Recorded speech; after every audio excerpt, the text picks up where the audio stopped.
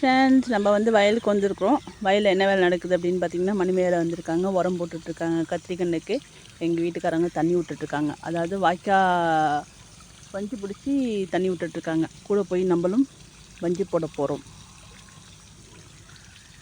தண்ணியை பாருங்கள் எவ்வளோ ஸ்பீடாக சலசலன்னு போய்கிட்டு இருக்கு அப்படின்னு. இதில் காலை வச்சு இறங்கி போகிற சந்தோஷமே அது ஒரு தனி தான். இந்த கொலையில் பவர் ரீடர் வச்சு ஏர் ஓட்டினாங்களா, தண்ணி ஓடினதுக்கு அதுக்கும் நம்ம காலை வச்சோம்னா நல்லா ஒரு அடிக்கு உள்ளார வாங்குது. அந்த அளவுக்கு மண் வந்து சாஃப்டாக இருக்குது. இதுதான் வந்து வாய்க்கா வஞ்சி அப்படின்னு சொல்கிறதுங்களாம். தண்ணியை வந்து தடுத்து சிறு சிறு பகுதியாக கட்டுறதுக்கு தான் இந்த வஞ்சி வந்து போட்டு நம்ம தண்ணி ஓடுறது. இது வந்து பார்த்திங்கன்னா, நம்ம மல்பரி செடி போட்டிருந்தோம் இல்லையா ஆட்டுக்காக, அந்த வயல். இங்கே வந்து பச்சை கத்திரிக்காய் தான் நம்ம வச்சுருக்குறோம். வந்ததுக்கு நானும் ஒரு 2.5 வஞ்சி போட்டேங்க. நான் போட்ட வஞ்சிலாம் 7 கொணலாக இருக்குது. எங்கள் வீட்டுக்காரங்க போட்டதெல்லாம் நல்லா ஸ்ட்ரைட்டாக இருக்குது. நான் வயலுக்கு வந்ததுமே எங்கள் வீட்டுக்காரங்க வீட்டுக்கு போயிட்டாங்க. ஏன் அப்படின்னு பார்த்தீங்கன்னா, அவங்க 2:30 மணிக்கு வயலுக்கு வந்தாங்க. வரும்போதே நல்ல வெயிலில் தான் வந்தாங்க. ஏன்னா உரம் போட்ட கொள்ளையாச்சா, அதனால் தண்ணி விட்டே ஆகணும்னு சொல்லிட்டு வெயிலாக இருந்தாலும் பரவாயில்லன்ட்டு வந்துட்டாங்க. இன்றைக்கிங்கிறது பார்த்தீங்கன்னா, வெயில் வந்து 2 பங்கு சேர்த்து அடிச்சுது. அதனால் அவங்களுக்கு டயர்டாகிடுச்சு, வீட்டுக்கு போயிட்டாங்க. இப்போ நம்ம தான் வந்து தண்ணி பாய்ச்சிக்கிட்டு இருக்கோம். நம்ம 4:45க்கு வயலுக்கு வந்தோம். இது வந்து ஒரு பாத்தி ஓடுறதுக்கு குறைஞ்சது 20 நிமிஷத்துக்கு மேலே தான் ஆகுது. இது 2 பாத்தியும் விட்டுட்டு போகிறதுக்கு எப்படியும் இருட்டி போயிடும். என்ன நடக்குதுன்னு தெரியல, பார்க்கலாம். அவங்க இருக்கும்போதே அதே இடத்துலையே உடச்சிக்கிச்சு. அவங்க அணையை கட்டி விட்டுட்டு தான் போனாங்க. இந்த இடம் உடச்சிக்கும்பான்னு சொன்னாங்க, அதே போல் கரெக்டாக உடச்சிக்கிச்சு. என்னன்னு தெரில. மயிலை பாருங்கள், சூரியன் வந்து திடீர்னு பளிச்சுன்னு அடிக்குது. மழையை வந்து கட்டிட்டு வரதுக்குள்ளே சூரியன் பளிச்சுன்னு அடிக்குது. மயில் போயிட்டுருக்கு. ஆடு மாடு மேய்ச்சவங்களாம் எல்லாம் வீட்டுக்கு ஓட்டிகிட்டு போயிட்டாங்க. நம்ம வந்து இந்த 2 வாய்க்காலையும் பாய்ச்சிட்டு தான் வந்து வீட்டுக்கு போகலாம். ஏன்னா இந்த 2 வாய்க்கா வரைக்கும் மருந்து போட்டு வச்சுருக்காங்க. அதனால் தண்ணியை பாய்ச்சிட்டு தான் வீட்டுக்கு போகலாம். மணி வந்து 5:35 ஆயிடுச்சு. எல்லாம் அவங்கவுங்க வீட்டுக்கு போய்கிட்டு இருக்காங்க. தண்ணி வந்து இன்னும் கொஞ்சோண்டு ஓட வேண்டியது இருக்குது. இன்னும் ஒரு 10 நிமிஷம் அந்த இடம் மட்டும் உடச்சிக்காமல் இருந்துச்சுன்னா போதும். தனியாக போயிட்டுருக்காங்க, என்னென்னு தெரில மயில்காரவங்க. இது எப்படியும் ஒரு மடை ஓடுறதுக்கு ஒரு 20 நிமிஷம் ஆகுதுப்பா. இன்னும் ஒரு 40 நிமிஷம், மணி 6 வரைக்குமே இங்கே தான் இருக்கும் போல இருக்குது. 6 தாண்டி போயிடும். பரவாயில்ல, வச்சுட்டு போவோம். நல்லா ஜில்லுன்னு காற்றடிக்குது, சூப்பராக இருக்குது. தண்ணி ஓடிடுச்சு. நம்ம வந்து மடையை வந்து மாறி வச்சிடலாம். மடையை வந்து மாறி வைக்கல, பைப்பு தான் வந்து சொருவிட போகிறோம். மடை மாறுற வேலை கிடையாது. பைப்பை வந்து ஜாயின் பண்ணிவிடணும். இந்த பைப் ஒன்று, அப்புறம் அங்கே வேறு கிடக்குதா, அது வேறு எடுத்துகிட்டு வரணுமா. இந்த பைப் பரவாயில்ல, தூக்கிறதுக்கு வெயிட்லெஸ்ஸாக இருக்குது. இந்த ஒரு பைப் போதும்னு நினைக்கிறேன். இங்கே வந்துடும்னு நினைக்கிறேன், சரியாக தெரியல. வந்துடும் வருமா இல்லை சின்ன பைப்பு ஜாயின் பண்ணுமான்னு தெரியலையே. சின்ன பைப் வேறு எங்கே கிடக்குன்னு தெரில, அந்தாண்ட கிடக்கு. அதை எடுத்துகிட்டு வந்து ஜாயின் பண்ணி விட வேண்டியதுதான். நம்ம போயிட்டு எடுத்துகிட்டு வந்தோம். தண்ணி ஓடிடுச்சு. பாட்டுக்கு வீரமாக சொல்லிட்டோம், 2 வாய்க்கால் பாய்ச்சிட்டு வரோம் அப்படின்னு சொல்லிட்டு இந்த பைப்பை ஜாயின் பண்ணுறதுக்காட்டி இந்த ஆனாலாம் உடச்சிட்டு போயிடுச்சு. ஒரு பைப் வந்து பத்தில், இன்னொரு பைப் போட்டால் அங்கே போய் நிற்கிது. இந்த ஆனை வேற உடச்சிக்கிச்சு. நான் பைப்பை சொருவறதுக்காட்டிக்கும் பாதி வய ஓடி முடிஞ்சிச்சு.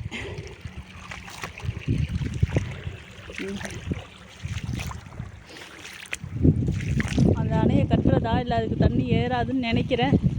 அப்படியே இருக்கட்டும். மப்பு வேற ஏறுது. மழை வருமா என்னன்னு தெரியல. இங்கே பாருங்கள், எல்லா பக்கமும் ரவுண்டு கட்டி அடிக்குது. உரம் போடாமல் இருந்தாலும் பார்த்துட்டு விடலாம். உரம் வேறு போட்டிருக்கு. மழை வரலின்னா ரிஸ்க்காக போயிடும். ஆவி அடித்து அப்புறம் கண்ணெல்லாம் வந்து வீணாக போயிடும். நடக்கட்டும். எங்கேயும் உடச்சிக்காமல் ஓடுங்க. இந்த அணை வேறு நம்ம போட்ட அணை 7 கொணலாக இருக்குது. அதாவது பாதிக்க அதுக்கு அந்தாண்ட வந்து, இதுக்கு அந்தாண்ட நான் போட்டேன், அதுக்கு அந்தாண்ட அவங்க போட்டு வச்சுட்டு போனாங்க. இந்த வஞ்சி இந்த அணை வந்து ஃபுல்லாகவே நம்ம தான் போட்டது.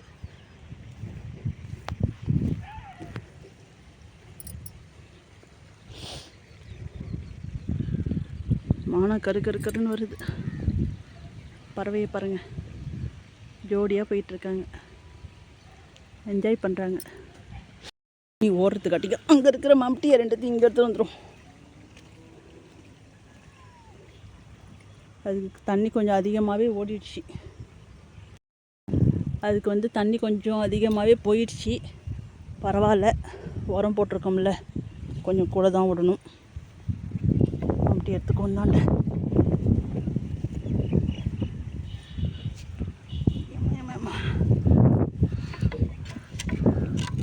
என்ன கருப்பு கருப்பாக கிடக்கு.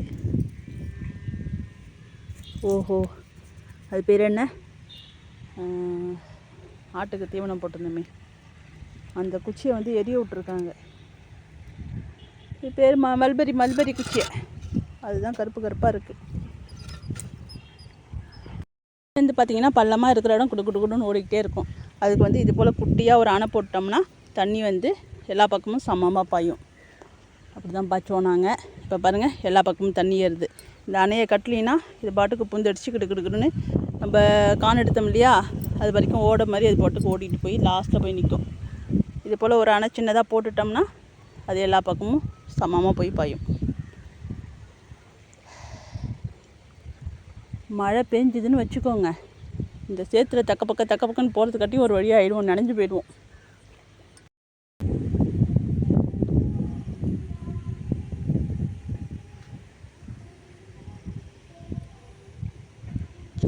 கோயிலில் இசைக்கடிகாரம் அடிக்குது, 6 மணி இசைக்கடிகாரம்.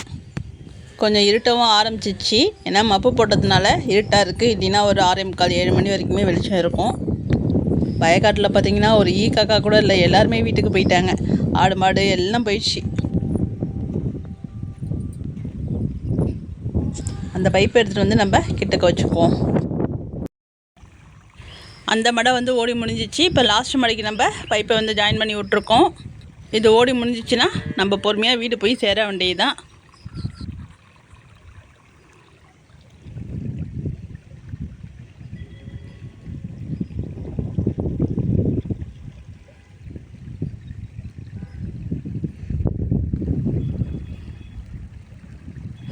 பாதி தூரம் ஓடிச்சுன்னா நம்ம வீட்டுக்கு கிளம்பிடலாம். அதுக்கப்புறம் நம்ம போய் கரெக்டாக மோட்ரு நிறுத்தவும் தண்ணி வந்து ஓடி முடிக்கவும் கரெக்டாக இருக்கும்.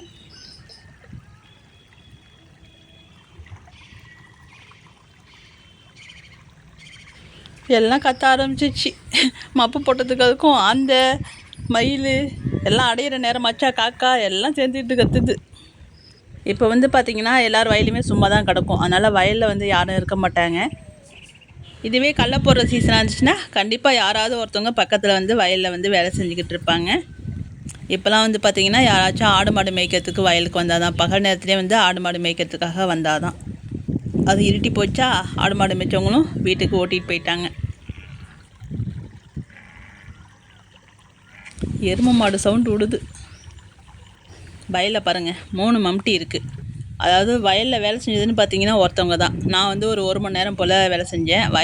வயலில் ஒரு மம்டி இருந்துச்சு, அவங்க ஒரு மம்டி எடுத்து வந்தாங்க, நான் ஒரு மம்டி எடுத்து வந்தேன். வீட்டில் இருந்ததே இத்தனை மம்டி தான், அத்தனையும் வந்து வயலுக்கு வந்துச்சு. நம்ம 2 மம்டியை தூக்கி அப்படியே இந்தாண்ட சைடு வச்சாச்சு. ஏன்னா மம்டியை தூக்கிட்டு அந்த தண்ணியில் வந்து நடந்து வர முடியாது. அதை அப்படியே வந்து சுற்றி எடுத்துக்கிட்டு நம்மளும் வீட்டுக்கு கிளம்பியாச்சுப்பா. இன்னும் ஒரு 10 நிமிஷம் ஓடணும். அது நம்ம வீட்டுக்கு போகிறதுக்காட்டிக்கும் அந்த பாத்தி வந்து ஓடி முடிஞ்சிடும். நம்ம வந்து வீட்டுக்கு கிளம்பியாச்சு. இந்தாண்ட கொள்ளையும் வந்து உரம் போட்டு கிடக்குது. இது வந்து கண்டிப்பாக காலையில் தான் தண்ணி விட்டாகணும். இதுக்கு வந்து வாய்க்காலாம் வந்து கட்டி தான் இருக்குது. அதனால் காலைல வந்து முடியை திறந்துட்டு தண்ணி போட்டு விட்டால் போதும். அதுக்காட்டி மழை வருமா என்னன்ட்டு தெரியல. மழை வந்து பெஞ்சாலுமே நல்ல மழையாக பெஞ்சாதான் வந்து உரம் கரையும், இல்லைன்னா வந்து காலைல தண்ணி விடுற மாதிரி தான் இருக்கும். நம்ம கொடி கட்டி விட்டுருந்தோம் இல்லையா, அது வந்து வேறு ஒரு கயிறை பிடிச்சிட்டு அது மேலே ஏறிட்டு இருக்கு பாருங்கள். அது இனிமேல் சரசரன்னு கிளம்பிட்டு வந்துடலாம். கொடி வகையை பொறுத்தளவுக்கு 1 வாரம் வரைக்கும் அப்படியே இருக்கும், போட்டு முளைக்கிற வரைக்கும் அப்படியே இருக்கும். அதுக்கப்புறம் சரசரன்னு ஒவ்வொரு நாளைக்கும் ஒவ்வொரு விதமாக போய்கிட்டே இருக்கும். நம்மளும் வீட்டுக்கிட்ட வந்துட்டோம். நம்ம வீடு பாருங்கள், காட்டுக்குள்ளார ஒரு வீடு இருக்கிற மாதிரி இருக்குது. சூப்பராக இருக்குது வெளிலேருந்து பார்க்குறதுக்கு. இதுக்கப்புறம் போயிட்டு டீ போட வேண்டியது தான்.